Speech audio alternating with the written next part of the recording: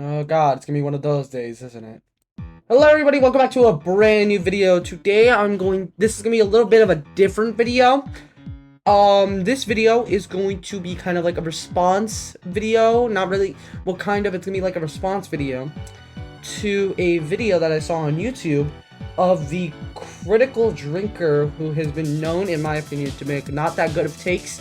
You can have your own opinion, but I just kind of want to like make a response to what he said of his Jurassic World Rebirth video, a cinematic abortion. Now, I saw Jurassic World Rebirth today, and at the time of recording this, and I just want to say the movie was really good in my opinion.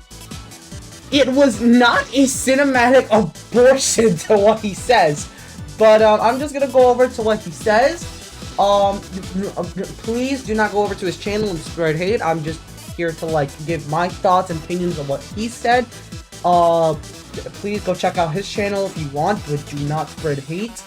Everybody's entitled to their own opinions. I'm just trying to see what he says. Before we get into it, make sure you like, comment, and subscribe, and let's get into it.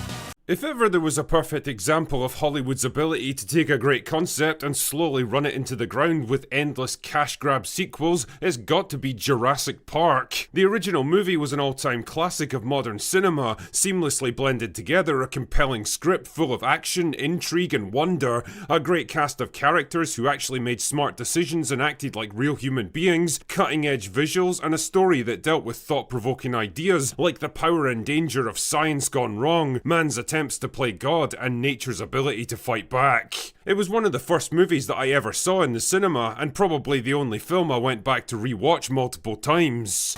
Well, I don't really have anything to say for this part of the video. I mostly agree what he says, that Jurassic Park is one of the greatest movies of all time. I love the franchise, but the first one is probably one of the best movies I've ever seen, and I don't totally disagree with him on this take. But it doesn't go all uphill from here. I say all this because if you ever want to experience the kind of cinematic whiplash that'll leave you paralysed from the neck down, then watch the original Jurassic Park right before going to see Jurassic World Afterbirth, a movie that I can best describe as anti-storytelling. That is one big pile of shit.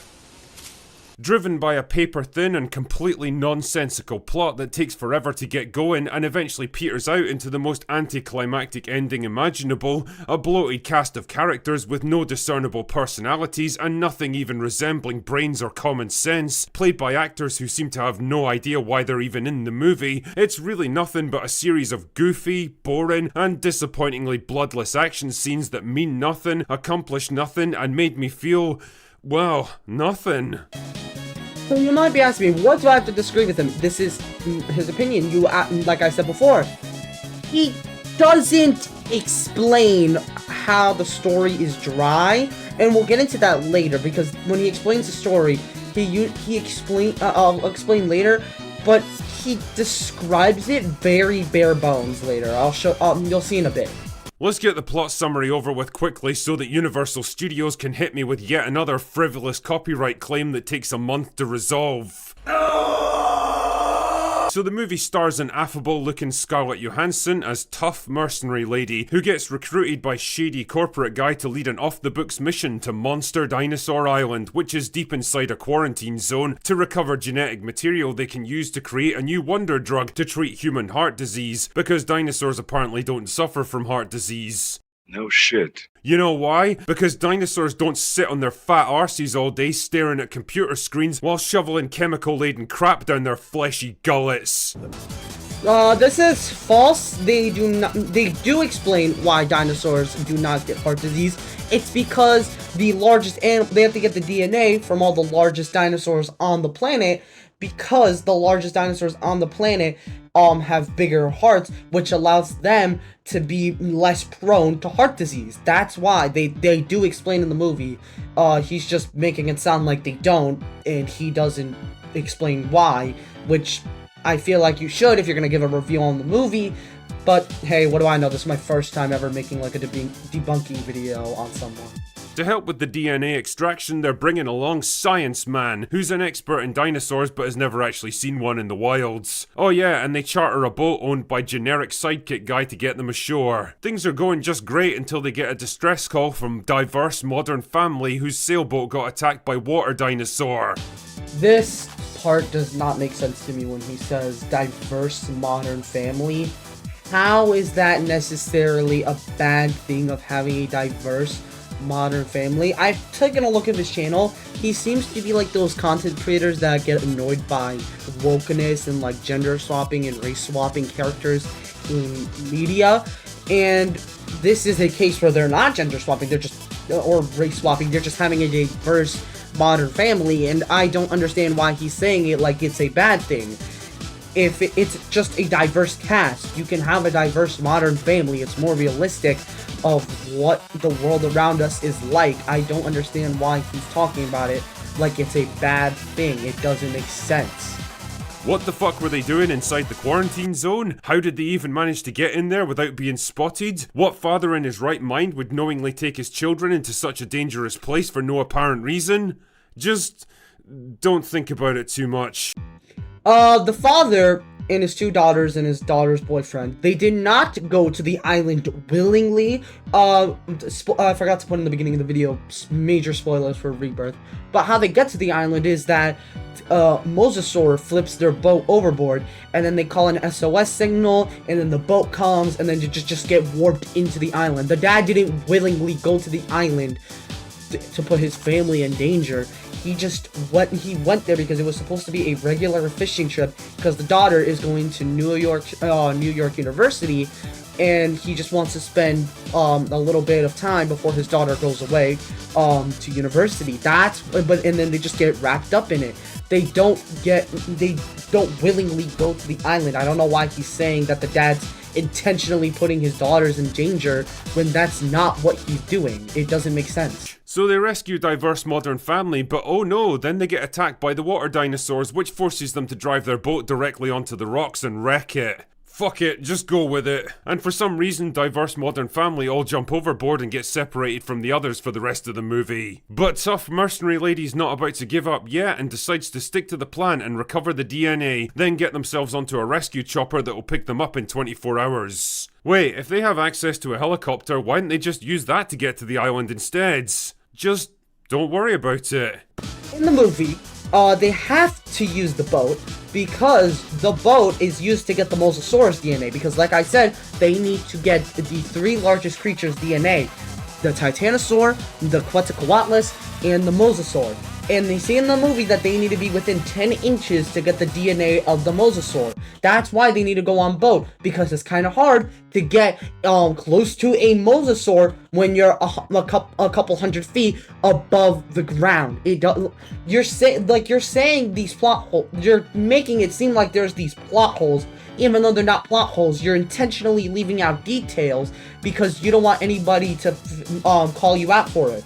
That's why it doesn't make sense what you're saying, because they say it in the movie. So what you're telling me is that you're either A, intentionally leaving out details, or B, are just ignoring the movie, which of course you're not gonna like the movie if you didn't pay attention to it. But how is that gonna be the movie's fault? That's more so your fault, because you're the one who wasn't paying attention to the movie. It's weird. It's weird. I don't know why he says this.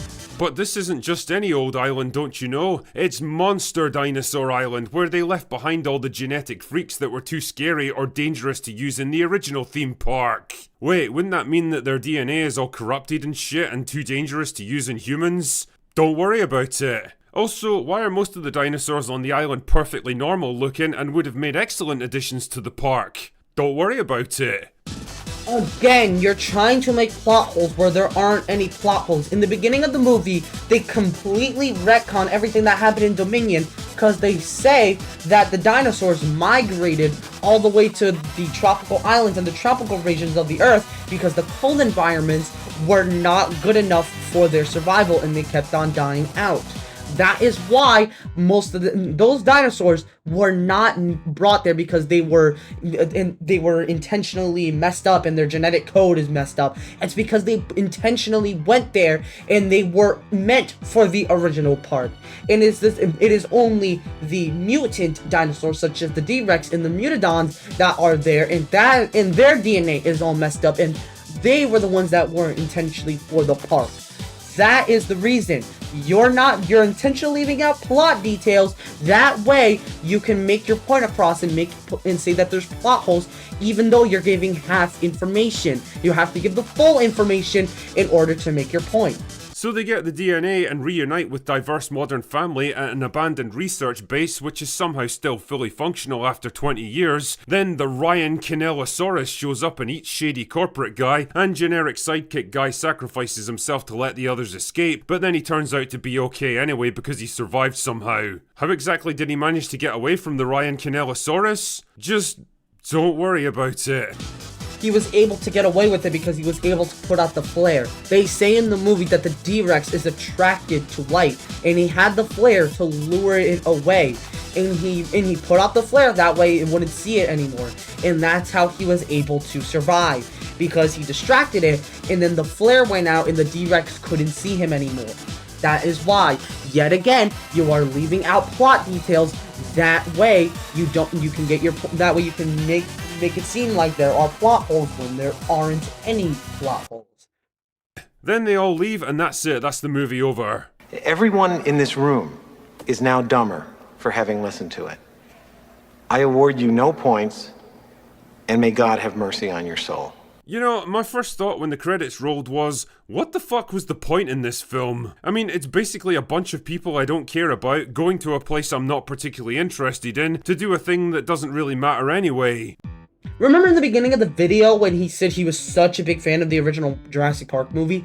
You could literally say the same thing about the first movie. Going to a place you don't really care about characters you don't really care about, with something that doesn't really matter in the end. But if anything, this movie, the whole plot is very important because it can cure heart disease. That's the whole point of this movie. It's to cure like heart failure and heart disease because of these dinosaurs. If anything, the plot in this movie has way more of an effect on the world than the first one does. That doesn't make sense. What you're saying doesn't make sense. Then there's all the abandoned plot threads that are introduced but go absolutely nowhere, like the ancient ruins in the cliffside, or the crashed chopper from a previous expedition, or the traumatic backstory for tough mercenary lady. It's like the studio came up with the plot by doing a single brainstorming session, taking the first pitch that someone spitballed together and just ran with it. And before anyone jumps in with the old, it's a Jurassic Park movie, drinker, it's not supposed to be smart argument, fine, I can handle a dumb thrill ride if that's what these movies have devolved into now, but I at least expect it to make some kind of fucking sense. The movie did make sense. You just didn't pay attention to the movie, and that's why you didn't like it. That's the whole reason why you don't like the movie, because you weren't paying attention to it. You left out plot details, so that means you obviously didn't care about the movie because you weren't paying attention to it. And that's the thing, this movie doesn't. The plot relies on the most insane contrivances and coincidences just to hold it together. You can literally say that about any blockbuster movie. It was just a coincidence in the first Iron Man movie that the box of scraps were there and he had all the materials there that he needed to make the Mark I suit. You can literally say that about any blockbuster movie of it just being a bunch of coincidences. That doesn't make sense. What? Like, oh my goodness, isn't it convenient that diverse modern family and tough mercenary girl just happened to arrive at the same place at the same time for the finale? Or how literally the entire movie is predicated on a Snickers wrapper getting sucked into a fucking air vent. I'm not kidding, by the way, that's literally what kicks off the entire events of this film. Guys, the Final Destination movies are no longer good because it just relies on a bunch of coincidences happening, killing all the people. That doesn't make, you see how it doesn't make sense? Like, so what if the air wrapper went into an air vent and it shut down all the facilities? That is what happened in the movie, and it was probably the most realistic choice. And it was probably the most creative choice in any Jurassic Park movie. I'd rather have that than just it being another power outage just like the first one, or the second one. or the third one. That's all. That's all. That's everything with the Jurassic movies. It's always the same thing, and they actually did something different. But when they do something different, it's something bad. I see how it works now, but that doesn't. But if they do something, but I like when they do something different, and you should too, because difference makes it better. It makes it better when something's more different, because it brings more variety. Character motivations meander all over the place with zero explanation, the cast is way too bloated for the plot that sustains them, and the narrative jumps backwards and forwards between diverse modern family and tough mercenary ladies grouped with such massive chunks that you actually start to forget what everyone's doing and why. And I'm not kidding, the diverse modern family are such a bunch of hapless comedy retards that I was actually rooting for the dinosaurs by the ends. Explain how they were stupid during the movie. I know you're not, but he doesn't in the video. He doesn't explain how the diverse family was stupid during the movie. I'm not going to say the R word. He doesn't explain why they were just stupid during the movie. He just says they were. He doesn't explain why. He just leaves it at that. You're not going to explain why they were stupid during the movie. You can do that. And you just don't. You're not, because obviously what you're saying isn't true. The script also can't seem to decide who the main character is. I mean, it should probably be Science Man since he's a more logical and relatable POV character than tough mercenary lady, but I guess Scarlett Johansson's a bigger name, so she's awkwardly shuffled into the top spot instead. The problem though is the script can't seem to decide what kind of character she even is. Is she a cold-hearted killer who's just out for money, a quippy and light-hearted hero with a flirtatious side, or a troubled ex-soldier with a dark past? I don't fucking know. The script tries to make her a bit of everything, and it's just as tonally diluted as you might think. Scarlett Johansson struggles through the movie with the faintly baffled smile of a star who can't wait to cash that paycheck and get the fuck out of there. And quite frankly, I don't blame her. Generic sidekick guy is a perfect example of how to waste a really good actor. Mahershala Ali is a talent just waiting to be used, but the movie gives him nothing to do. Scarlett Johansson's character in the movie goes through a character arc.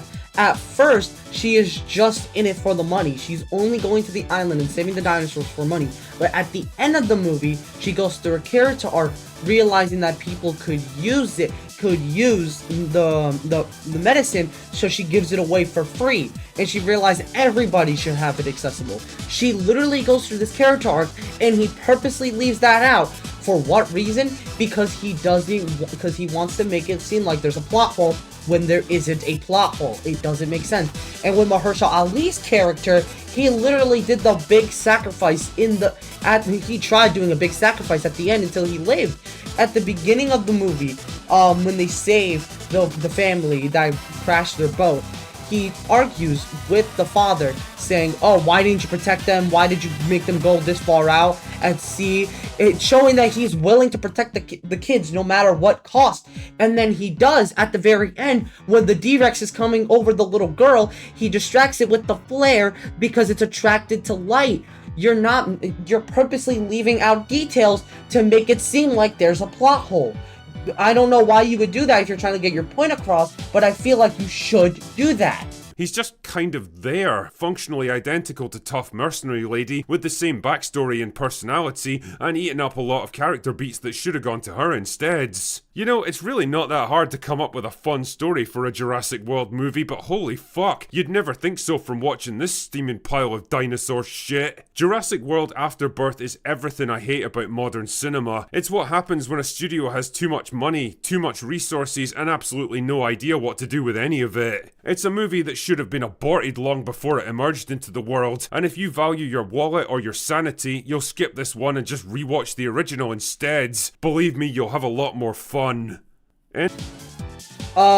That's just blinded by nostalgia. You're saying that you shouldn't waste your money on this movie, but you should spend it on the original movie, even though I do think the original movie's better, but that's just blinded by nostalgia, because everything that you said could be applied to the original movie with lack of character development, lack of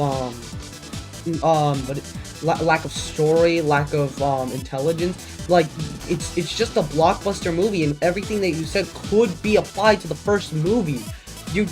But it's just that you're blinded by nostalgia. And that's mostly the thing why most people don't like modern movies anymore. Like you said, it's because you like the old, you don't like the new, and that's perfectly fine.